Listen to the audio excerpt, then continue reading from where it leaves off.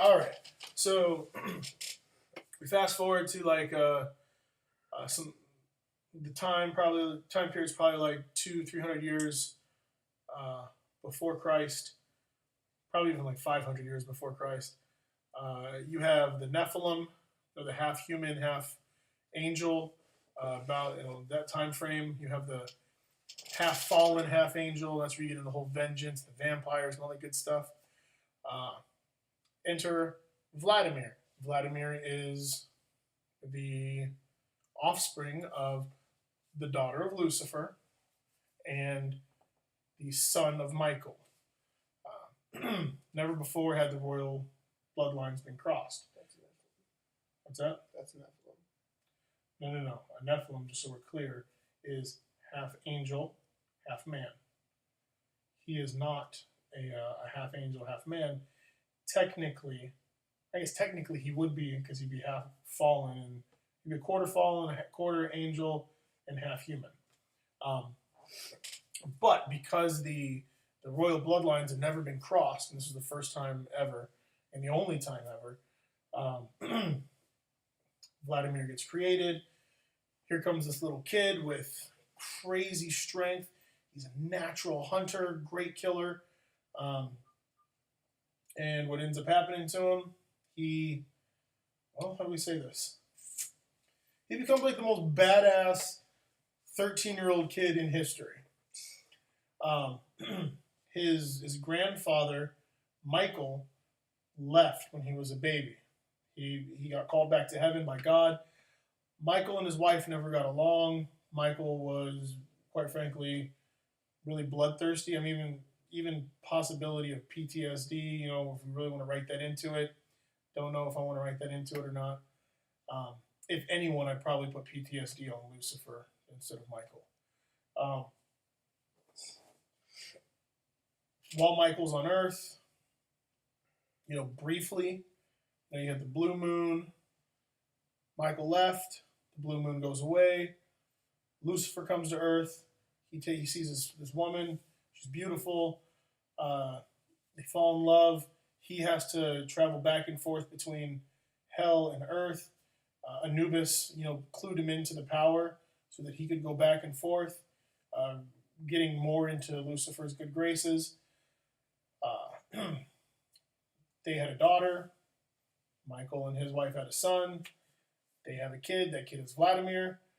Vladimir loves his grandfather Lucifer because whereas Michael never visits, he doesn't have a relationship with him at all. Lucifer possesses people and comes to Earth pretty regularly. And he times it with the actual blood moon of Earth whenever he can.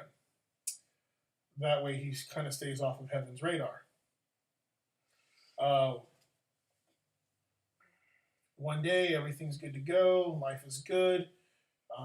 Lucifer, it's Vladimir's 13th birthday. Lucifer gives him a flaming sword.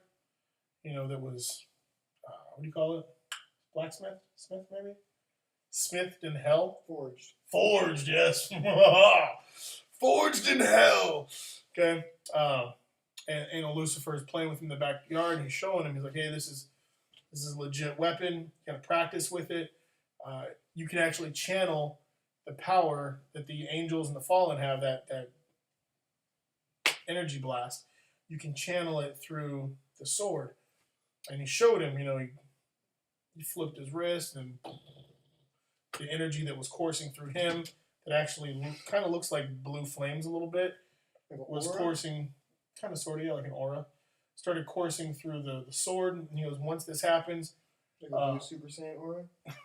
The sword can chop through anything. You can chop through literally anything. There's nothing it can't slice through. So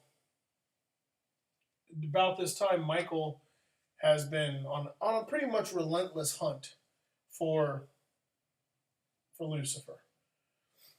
Well, he started realizing that these blood moons were coinciding with pretty much the same time every time. As far as whenever blood moons occur, I can't recall the exact timing between them. He comes to Earth, because he realizes Lucifer's there. Lucifer literally just leaves right before Michael gets here. The moon goes from red to white to blue. So it's like 3 flashes. It's Lucifer leaving, turning it from red to white, and then Michael arriving from white to blue.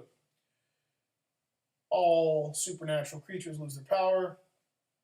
Michael's possessing, some guy. He can see, almost smell it. He can smell Lucifer. And he's hunting him. He's running him down, and he doesn't realize Lucifer's gone.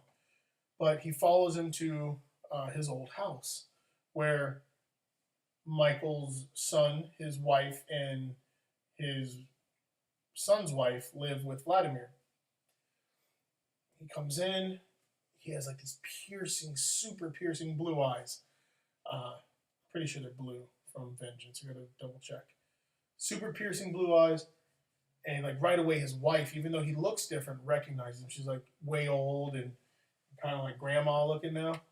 She's like, "Oh, Michael, you're back." And his son's like, "Dad, is that you?" And Michael can't take his focus off of Lucifer's daughter. He's like, he realized that what he's smelling is no longer Lucifer, but the bloodline inside of her. And he was like, "I know who you. I know what you are." Actually, you stop it and restart it.